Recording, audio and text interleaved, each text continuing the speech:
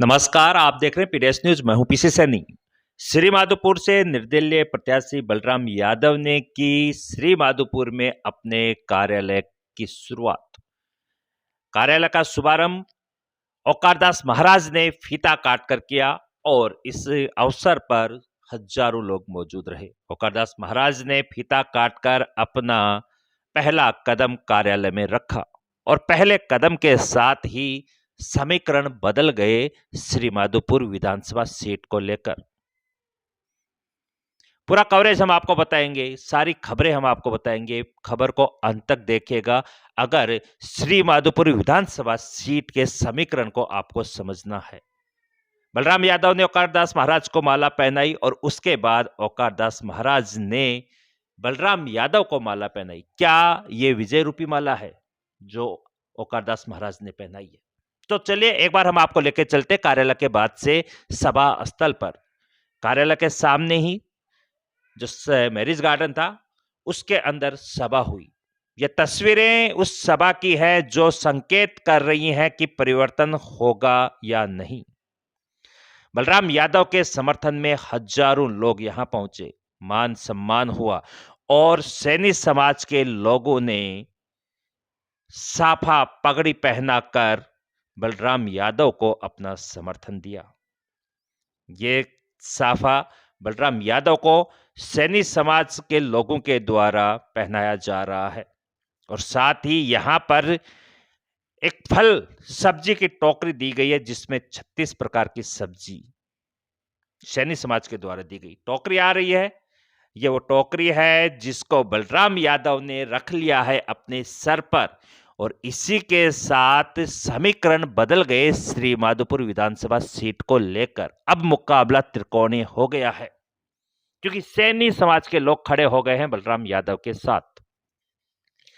बताएंगे, खबर को अंत तक जरूर देखिएगा। इस खबर में ही श्री माधोपुर विधानसभा सीट का निचोड़, उसका सारांश। अगर राजनीति में आपको 1% भी इंटरेस्ट है तो समझ में आ जाएगा। सैनी समाज के लोगों ने मंच के ऊपर बलराम यादव को पगड़ी पहनाई, साफा पहनाया और ये टोकरी है जिसमें 36 प्रकार की सब्जियां हैं। ये वो लोग जो बलराम यादव के समर्थन में उनके कार्यालय उद्घाटन पर पहुंचे हैं। ये वो लोग हैं जो परिवर्तन चाहते हैं श्री माधोपुर विधानसभा में कि इस बार ना बीजेपी ना कांग्रेस, बलराम की कैची चले। ये कैची 2003 में भी चली थी, क्या फिर से 2023 में ये कैची चलेगी? उस समय कैची चलाने वाले हाथ थे वो हरलाल सिंह जी खर्रा के थे और अब जो हाथ हैं वो बलराम यादव के हैं। यहां तक कार्यालय उद्घाटन तक कैसे पहुंचे, एक बार थोड़ा सा मैं आपको पीछे लेके जाना चाहूंगा। जो पुलिया है, जालपाली मोड़ से जो रोड आता है और वहां जो पुलिया है वहां पर बलराम यादव का काफिला रुका और उसके बाद समर्थक जो हैं वो बलराम यादव जिंदाबाद के नारों के साथ उनके काफिले को आगे बढ़ाते हुए कार्यालय के पास चलने लगे। हजारों की संख्या में युवा देखने को मिले, इस रैली के अंदर बुजुर्ग देखने को मिले, इस रैली में हर उम्र का जवान, नौजवान, वृद्ध व्यक्ति सब देखने को मिले। सब परिवर्तन चाह रहे हैं। क्या होगा परिवर्तन? खबर में बताएंगे कि परिवर्तन होगा या नहीं, क्योंकि यह काफिला यहां से शुरू होकर और ब्रह्मचारी मोड़ के पास जो तिराया है वहां पर जो कार्यालय की स्थापना हुई है वहां तक गया है। इस कार के अंदर सवार हैं बलराम यादव और उनके साथ खड़े हैं डॉक्टर मंगल यादव। लोगों का अभिवादन कर रहे हैं और उनका आशीर्वाद ले रहे हैं। तस्वीरें यहां से श्री माधोपुर की बदलती हुई नजर आ रही हैं। उसके बाद बलराम यादव कार से नीचे उतरे और पैदल चल पड़े अपनी राह की ओर। अभी ये कदम कार्यालय तक ही जा रहे हैं। क्या ये कदम विधानसभा तक पहुंचेंगे? कौन पहुंचाएगा इनको? कैसे पहुंचेंगे? वो सारी बातें हम आपको इस खबर में दिखाएंगे। बलराम यादव चल पड़े हैं कार्यालय के लिए, कार्यालय के उद्घाटन करने के लिए, जो हमने पहले दिखा दिया। अब हम आपको वो फीडबैक दिखा रहे हैं जहां से बलराम यादव अपने कार्यालय के उद्घाटन तक कैसे पहुंचे। डॉक्टर मंगल यादव उनके साथ रहे और युवा साथी उनके साथ रहे और इसमें हर वर्ग के युवा, हर समाज के लोग बलराम यादव के साथ चले। श्री माधोपुर के बाजारों में जहां कभी कांग्रेस बीजेपी की रैलियां निकला करती थी, वहां आज निर्दलीय प्रत्याशी बलराम यादव की रैली भी बड़े ही जोर शोर से निकली। लोगों का अभिवादन स्वीकार करते हुए अब हम जुड़ते हैं इनसे और आपको बताते हैं कि कार्यालय तक लोगों से हमने चर्चा भी की, क्या माहौल है। पहले हम अब इनसे बात करेंगे और इनका फीडबैक क्या है वो आप सुनिए और उसके बाद हम आपको लोगों से जो फीडबैक मिला वो है। ये पार्ट 1 है, और भी खबर आएंगी इसी कार्यालय की और उद्घाटन की और भी खबर आएंगी। इसके लिए चैनल को सब्सक्राइब जरूर कीजिए। ढेर सारी आपको मैं सभी आपके पीडीएस न्यूज़ के दर्शकों और पूरी श्री माधोपुर जनता, प्रदेश की जनता को बहुत धन्यवाद देता हूं और इस पर्व की, इस दिवाली के पर्व की, इस पावन पर्व की बहुत शुभकामनाएं प्रेषित करता हूं पूरे प्रदेश को, श्री माधोपुर वासियों को। और ये जनता जनार्दन आज जुड़ी है। हम जब अजीतगढ़ से निकले 10-15 गाड़ियों काफिलों के साथ में निकले कि ये कार्यालय का उद्घाटन हम सिंपल सा करने चाह रहे थे, लेकिन लोगों में जोश और जुनून आप देख रहे हैं। मुझे यकीन नहीं हो रहा कि इतने लोग आ सकते, इतनी गाड़ियां आ सकती हैं। ये अपने अपने हिसाब से कैसे क्या इनका वातावरण बना है, कैसे इनमें जोश है। हमने कहा जी ज़्यादा 10 से ज़्यादा गाड़ी नहीं होनी चाहिए। ये चुनाव आयोग का भी एक अलग एजेंडा था, तो हमने 10 गाड़ियाँ की थी सिर्फ। तो आप देखिए कितनी गाड़ियाँ, और रोड पे जब जाते हैं हर स्टैंड पे अपने आप हिसाब से। मैं कह रहा ये क्यों ला रहे हो आप, कैसे आप बसों में आओ कि नहीं, हम हमारे हिसाब से श्री माधोपुर शॉपिंग भी करके आएंगे और आपका कार्यालय उद्घाटन करके आएंगे।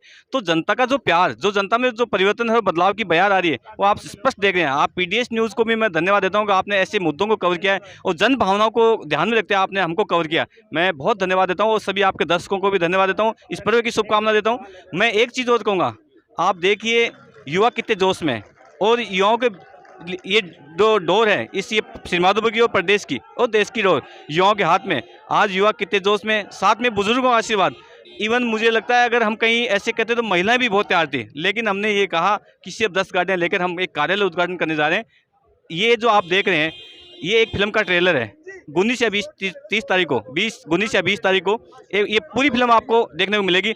मैं आज थोड़ा सा हम डिले हो रहे हैं, इसलिए आपसे क्षमा भी मांगता हूं, लेकिन मैं इस पावन पर्व की आपको बहुत शुभकामनाएं देता हूं। पूरे हमारे जो प्रशंसक हैं उनको, प्रदेशवासियों को, श्री माधोपुर वासियों को मैं बहुत धन्यवाद देता हूं। थैंक यू, धन्यवाद। जैसा कि आपने सुना, डॉक्टर मंगल यादव ने स्थिति स्पष्ट कर दी है कि लोगों का यहाँ पर इतनी मोहताज संख्या में यहाँ पहुँचना, निश्चित रूप से एक फ्रंट तैयार करना है। और यहाँ से आज ये कार्यालय का ओपनिंग होने के बाद यहाँ जो समीकरण है वो त्रिकोणीय बनने वाला है। अब श्री माधोपुर विधानसभा सीट है वो हॉट सीट में बदल गई है। विधानसभा चुनावों को लेकर करते हैं चर्चा। श्री माधोपुर विधानसभा सीट किसकी झोली में जा रही है, जुड़ते हैं सर से। सर, सबसे पहले अपना नाम बताएं। दौलत सिंह यादव, मैं श्री माधोपुर विधानसभा क्षेत्र से बिलोंग करता हूं जी। और इस बार जो बीजेपी और कांग्रेस के प्रत्याशी जो पुराने समय से 1977 से चले आ रहे हैं, लगातार दो ही परिवारों के बीच में ये संघर्ष जारी है। और इस बार जिस प्रकार से एक मोबाइल को अपडेशन की ज़रूरत पड़ती है हर समय अवधि के पश्चात, उसी प्रकार श्री माधोपुर विधानसभा क्षेत्र में जो नया प्रत्याशी है श्री बलराम जी यादव, इस बार उनका जो माहौल है, उनकी स्थिति है वो बनी हुई है। और श्री माधोपुर वासी हर एक नया जो अब कैंडिडेट है उसको मत देकर उसको विजयी बनाएंगे।